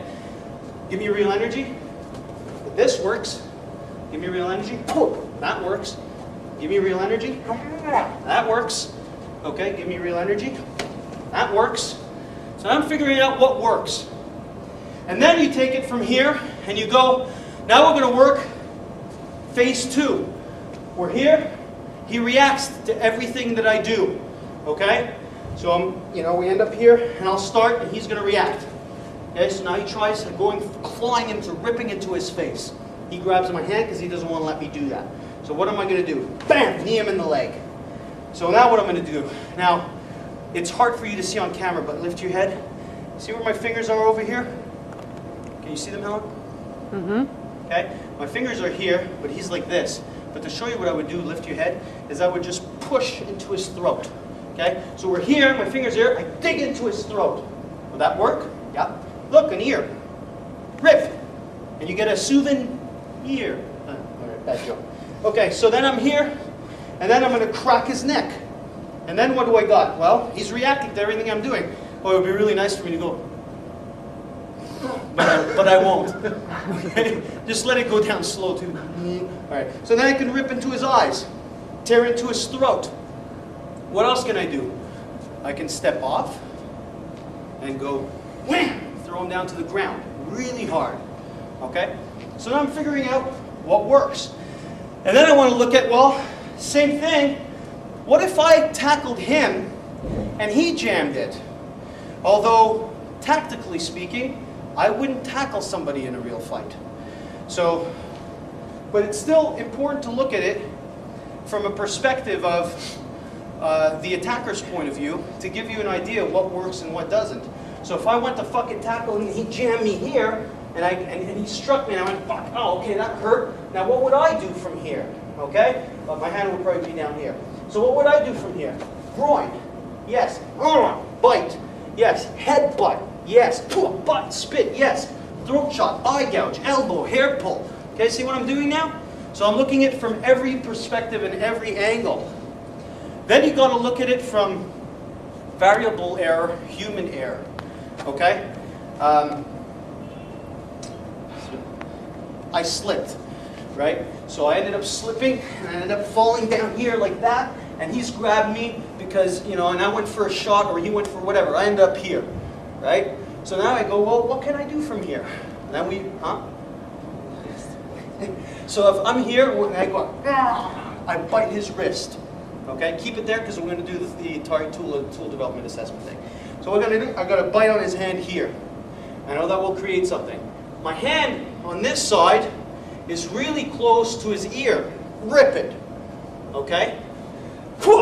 Spit in his face. Okay? Finger jab him. Go right into his eyes. Right? Can I do it? Yeah, no, I can't. He's flinching. See? With real energy, I realize, oh fuck, he's going to flinch. I'm going to hit him in the forehead. He's got hair, I'll pull. He doesn't have hair, I'll grab his neck and pull. What's that going to do? It's going to cause him to fight force against force. So he releases, I release, I pop into his palm strike. Okay? What else can I do from here? I'm off balance a little bit. Well, no, I can't really neck crank. No. I could try to neck crank, but I don't have everything it takes. If I start to neck crank here, he'd probably pull away. Okay? So it's the ears, the eyes, the biting. That's about all I've got, folks. I don't have anything else. I can try to do some kind of, but you know, it's not going to work. So then he goes, we'll break it down. We go, well, what can you do from here, Smith? Throat shot, ear pull, eye gouge. Okay, elbow to my bicep. What else? Bite my hand. Can you spit in my face? You can spit in my face. You can neck crank me. You can neck crank me. Okay? You can elbow me on top of the head. So you see, now we're doing tool development from every possible position. He can mess my hair. Okay? Now we can do tool development from every possible position. Okay? Now, that's about all we had from here. So then you can take it again back to phase 2. Now we work with reactions. He reacts here, he pulls his hand away. I grab his ear, tug it. I go into his eyes. Okay? Palm strike really quick and bust his thumb. Why? Because that's where we ended up. Wrap into his knuckles right here. Okay? Kick him in the shin. Finger jab him, step out, create distance, run, get out. Okay? Pick your position. Pick any position you want. It doesn't matter. And start locating all of the tools possible and imaginable to you. Another thing you can do is to start off at the most basic level. This is something I should have started the tape with, but what the hell? Is you just stand there. Have your partner, stand like this. Okay? Facing you. Now, I stand and I go, okay, from this position, from this position, from this position, from this position, from this position, from this position, and I go tool development. Let's break it down. Let's start off from here, because I picked it. So I'm standing here, and what can I do? I flick him in the nuts. Okay? All right? What else can I do from here? Kick here, release a shot into his throat right away. Eye gouge. Okay? Now I could go in here and I could go finger jab. I can go palm strike. I can go throat shot, eye gouge. Sternum shot. Okay? Grab the ears. Elbow. Okay? I'm a little far to elbow, but I can elbow. Jam. 1, jam 2. Okay? I can knee him. 1. Okay? I can kick him here. I can kick him here. And I can go, well, technically, that's about it. Okay? Then I can have him stand in a variety of different aggressive postures, where he takes an aggressive posture, threatening me, okay? Where he's doing this, and I'm going, hey, man, what's the problem? We freeze. And I go, well, what can I do? Throat shot, finger jab, spit, okay? Double eye gouge, kick to the shin, nipple to pinch right away. It's annoying. Ear grab, okay? Hook punch, palm strike. What else can I do? Well, I look at it and I go, that's about it. We pick another aggressive posture. Pick one, okay? Well, he's got me here. My hands start up here. Whoa, okay? I want to take a natural postured position. I don't want to telegraph my intention. So my hands are doing this. He's threatening me. I'm going to go, okay, well, what can I do? Spit right in his face. I know that's going to cause him to let go. So if I go, and he does this, then I go finger jab in his eyes. And I go rip across. And I go, oh, look, knee. And I go, oh, thumb, bust, snap. Okay? Then I go elbow. Now, look at the elbow. Look at the movement here. It's not this. It's this. Okay? But I release and I put body behind it so it looks like this. Okay? But I go harder and then I create pain. Okay? Now what? Elbow. Just from here. Okay? So I go, target assessment, tool development. What can I do? And then you continue and continue and continue. And all of a sudden, you start looking at so many different positions, so many different postures, so many different situations that your brain starts to program, well, I can strike from anywhere with whatever I've got available to me at the moment, improvising. You could do it from positions where you've gotten hit, where, let's say I was talking to him and I didn't see him, he threw a knee to my balls, right? And he goes to nail me. He goes, boom, I go, fuck, and I'm doubled over here. Now, what happens is that I'm in the middle of a fight now. So I know that this guy's going to continue doing something at one moment or another, freeze, okay? Now, he nailed me in the balls and I doubled over. Okay? So, but I got to fight from here. So I go, well, what can I do to him from here? Punch him in the balls. Okay? What else can I do to him from here? I'll bite his fucking arm. Okay? So if we turn around, and I was doubled over here, and I was like, oh, fuck. I got the shot to the balls, and I got, I can bite his, I can take a chunk right here. Okay? What else can I do? I can grab him and I spring upwards really hard and go boom and headbutt him right into the face right away. Okay? You can also take this stuff and choreograph a movie. So I'm here and I can go boom, nail him here, bite him here, and go boom and nail and headbutt him up here. Okay? What else can I do from here? Well, I can, nail him with a tricep shot, a bicep shot. I can kick him right into the shin, just step off and nail him. So I'm looking at a variety of different things I can do. Let's say he punched me in the face, right? And I'm talking and he sucker punched me and he nailed me. For whatever reason, I wasn't prepared. I didn't verbally diffuse it. Failed my intention. Failed every possible pre-contact signal and indicator. And so he nails me. I'm like, boom, and up here. So I go here, and he nailed me, and I'm doubled over. I'm kind of like, fuck, my jaw's killing me. And he's stepping in. I go, well, what can I do? What can I do from here? Can I crack him into the shin here, into the ankle? Well, let's see. Yes, I can. Okay? Can I turn him, spit at him for a split second just to get him to move, and then boot him in the knee? We're at kicking range, folks. I can't get into that stuff. I don't want to lunge. Lunging isn't the smartest thing you can do. If he's got an iota of footwork, I'm going to end up on my face. So I got to go, on my kicking range, I got to go kicks. What kind of kicks? Well, I'm not doing, this stuff, because my mom can't do it. So if I ended up here, I know that my mom can go whack and use her heel to, crack somebody, and I go whack here, boot here. Okay? So I'm getting him to do a little bit of a Michael Jackson thing. So he's, I'm nailing him, he's doing that, and I spit on him, and we create distance. What am I going to do from here? Can I keep nailing him at his legs? What's he doing? I don't know.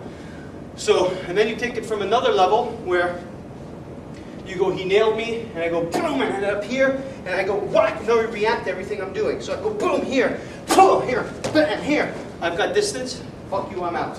I don't have the opportunity to go out because I'm cornered, then I've got to fight. Then, I've got to go in and trap and just start, doing this stuff and doing the shredding. Right? Okay? Any questions so far? All right. So, you just pick, folks, again, postures and positions and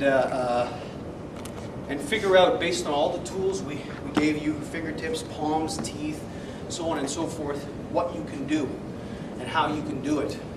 You can even go as far as doing for sport application, where, go back down,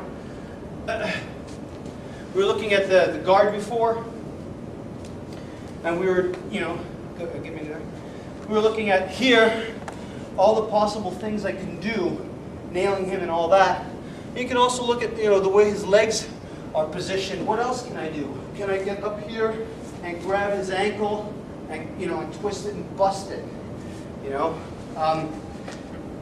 Can I, if we're doing it off the mount,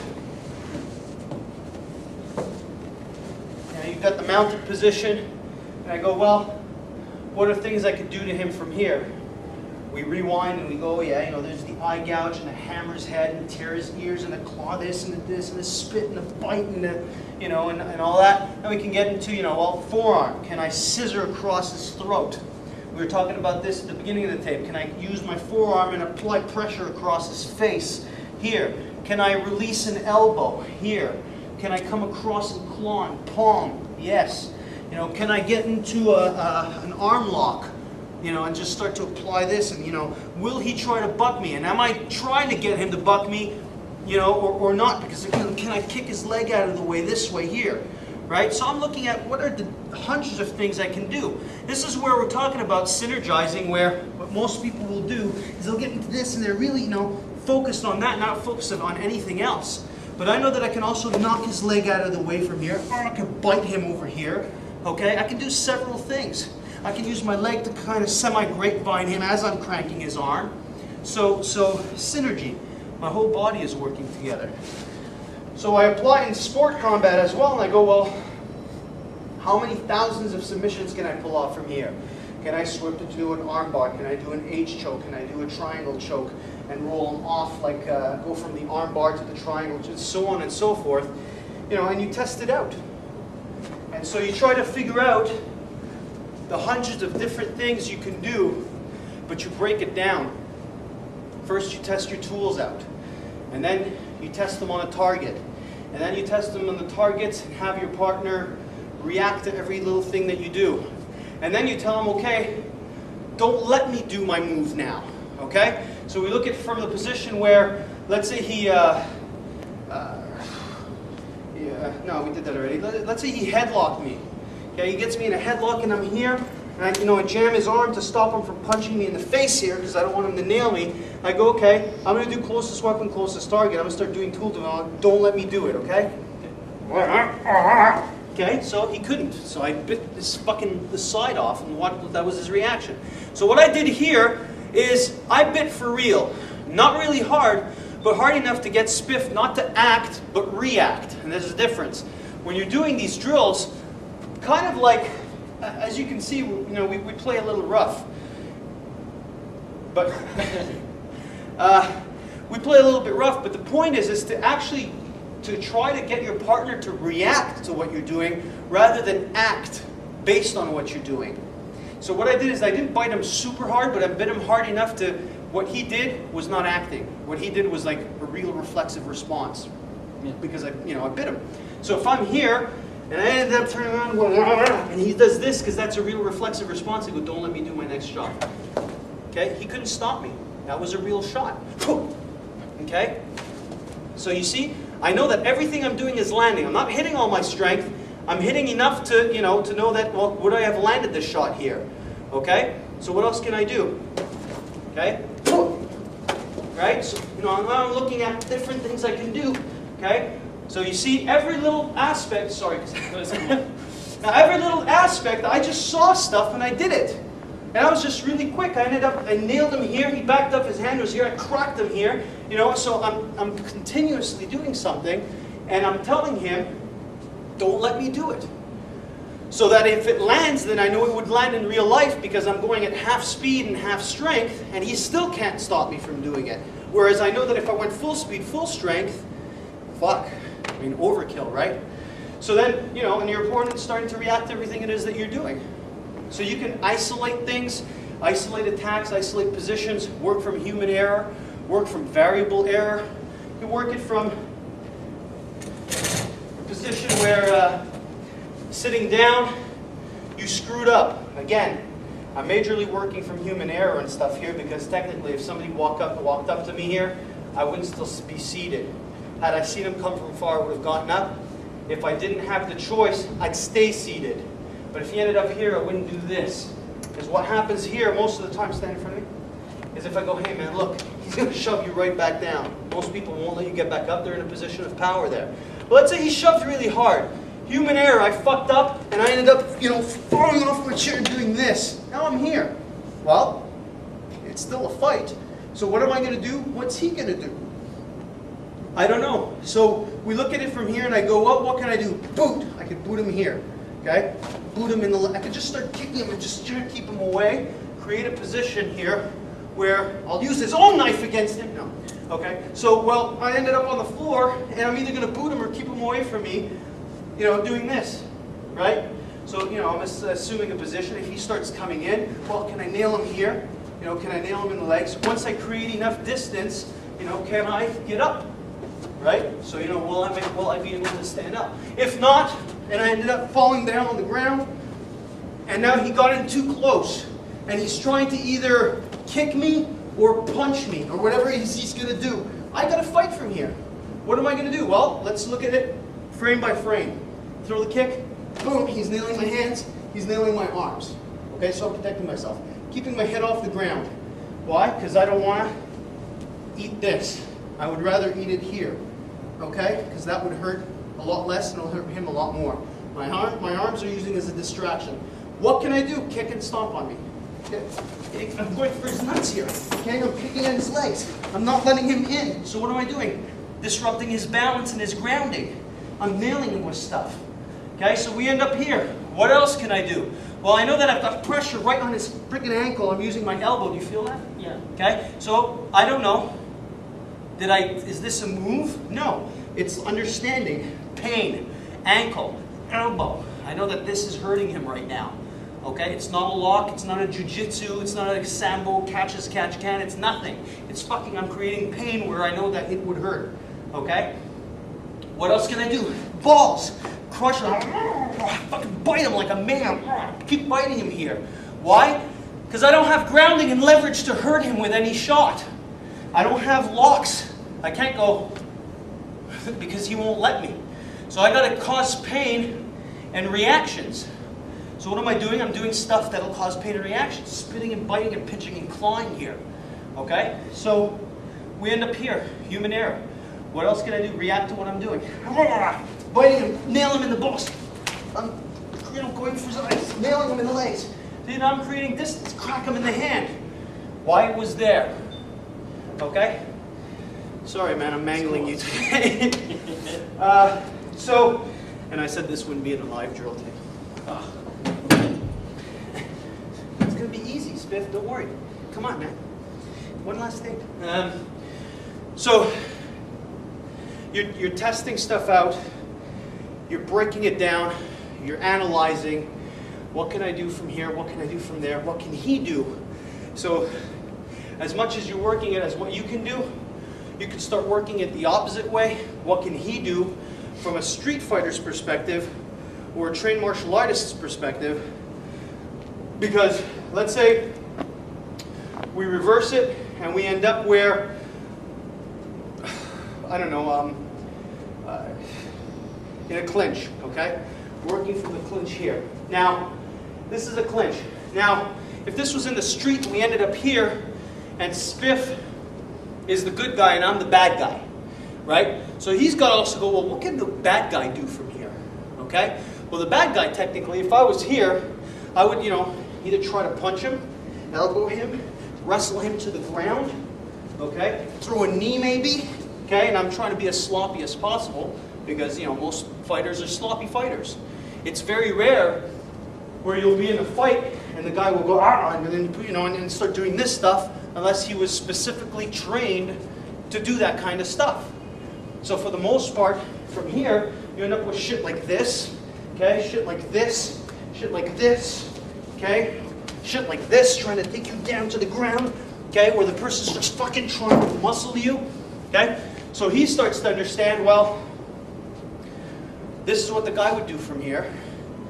What would I do to negate that? Okay, so we start here, and I go, careful, and I go, it's up here, yeah. So I go, okay, from here, I'm going to try to do stuff, he's not going to let me. But he's not going to go offense, he's just going to play defense.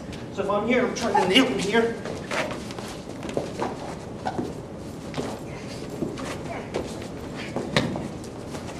Okay, so he's stopping me now. Okay, so I'm actually trying to land shots. I don't know if you could tell on camera, but I wasn't pulling my shit. And the reason it wasn't landing and it looked sloppy is because he was taking away my grounding, disbalancing me, jamming my energy, redirecting it. I couldn't do much. I couldn't knee him, I couldn't punch him, couldn't even wrestle him to the ground. Now you look at that and you go, okay, let's take that and let's pause it somewhere. So we're here, and we go real energy, and then we'll go, Helen yell, pause or freeze. Go. Okay, so we're trying to nail him here. Freeze. Okay, so we end up here. I just threw a shot, he ducked, I missed. We end up here. Well, this is a moment in time, right? We just froze a moment where, in a live session, now Spiff goes, well, what can I do from here? It's like, yeah, squeeze my throat, headbutt me, okay? Squeeze my arm, rip my ear off, knee me in the leg, palm strike, okay, crack my neck.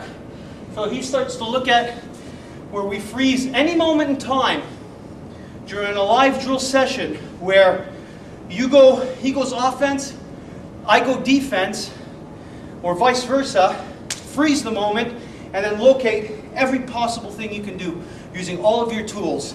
and assessing in your mind which ones are the most tactical ones to use at that point. Because sure, you can end up in a position where, you're going to notice the deterioration of my hair from the beginning of my tapes to the end of my tapes. Okay? So you can look at it from a position where I'm doing this, he swings a punch, and I go shit here, and I jam it, and then he goes fucking, I'll throw another punch, I jam it here, and then we go freeze, and, or he goes tackle now because he's, he can't do anything, I go fucking jam it here. He goes to reach for his back pocket to pull out a knife, I go fuck that, and I jam it, and then switch from here, and then we go, well, closest weapon, closest target. Now, yeah, I can go, bicep pop. We were talking about that earlier, where I go boom, right, to cause a distraction. I can bite him. I can go into his eyes. I can try to apply a choke from here and rake into his eyes. Okay? I could try to knee him in the leg. Now, yeah, I can also do shit like step off and nail him here, but it won't work. Right? So then this is where you start to figure out what works, what doesn't. When you take away the consent and you tell your partner, I'm going to be doing stuff now, don't let me do it. React. Okay? So it's important so you know what lands. Oh, look at that, that worked. Look at that, that worked. Look at that, that worked. Camera purposes? Oh, look at that, that worked. Look at that, that worked. Oh, look, it's working. He can't stop me.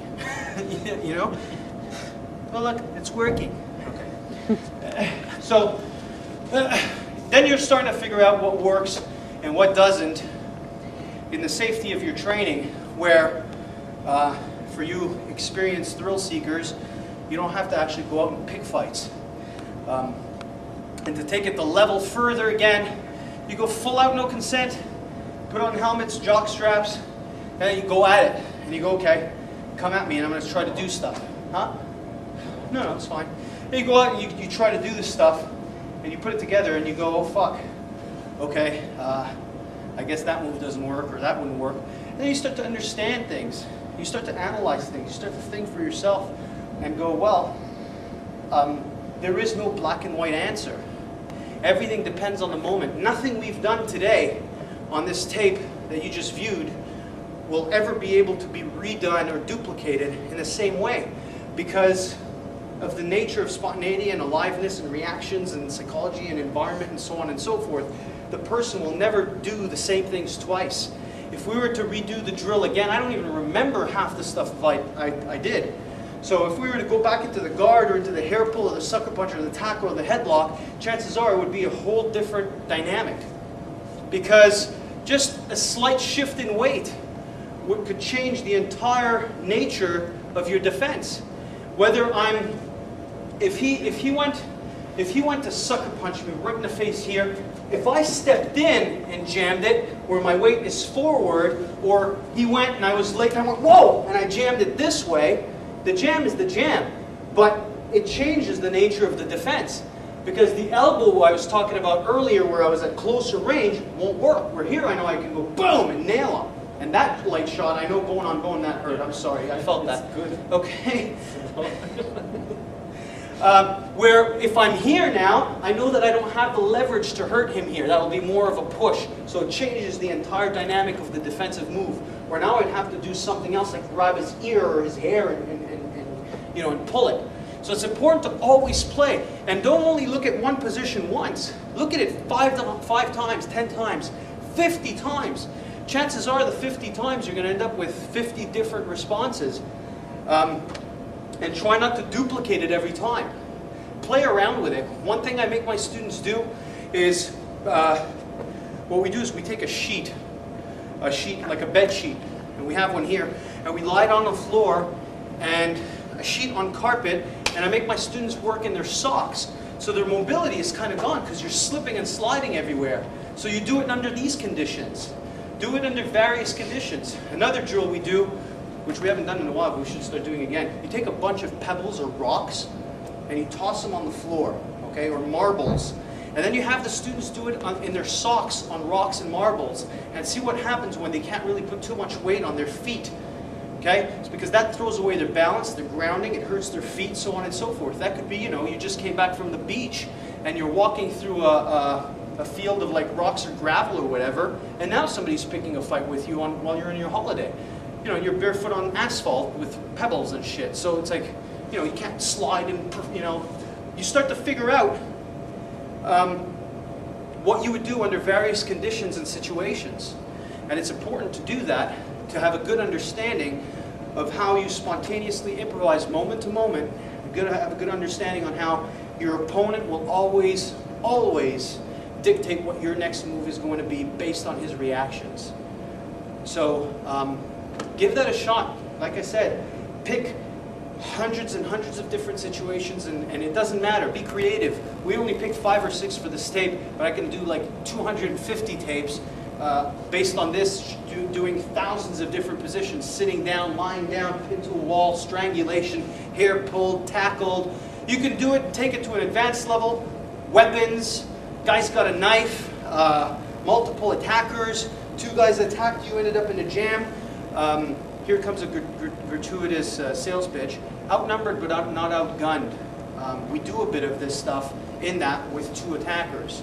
You know, in our grappling tape, submission termination, you see some of this stuff also. So it's a drill that's applicable, especially for beginners, and even at advanced levels where I still do this stuff. Where when I train, I still, you know, look at stuff and I analyze and I break it down. I still do beginner drills because that's where you learn the most out of. Anyway, okay. So well, that's our tape for today. By the time you're watching it, this is our tape. Hope you enjoyed it. Hope you know it made some sense and it brought some clarity into the moment for you all. And if you have any questions, again, questions, comments, criticisms, please feel free to email us respectfully. Post on our forum. Visit our website www.Rich.Senshido.com. Give us a call, and if you have any more suggestions or on certain tapes you'd like to see, please let us know. We did this tape because there's a majority of people who asked for it. It wasn't just 2 or 3, like tons of people asked us to do a tape on tool development. So here it was, and we hope you enjoyed it. Thank you very much. Spiff, say thank you. Thank you. Helen, come here. Helen, come here. Uh-uh. Come. I don't want to sit here. Say thank you. I don't want to sit here. This is our camera lady. This is Helen. She did the taping. Say Thank you. thank you. Thank you. Get out of here and press pause.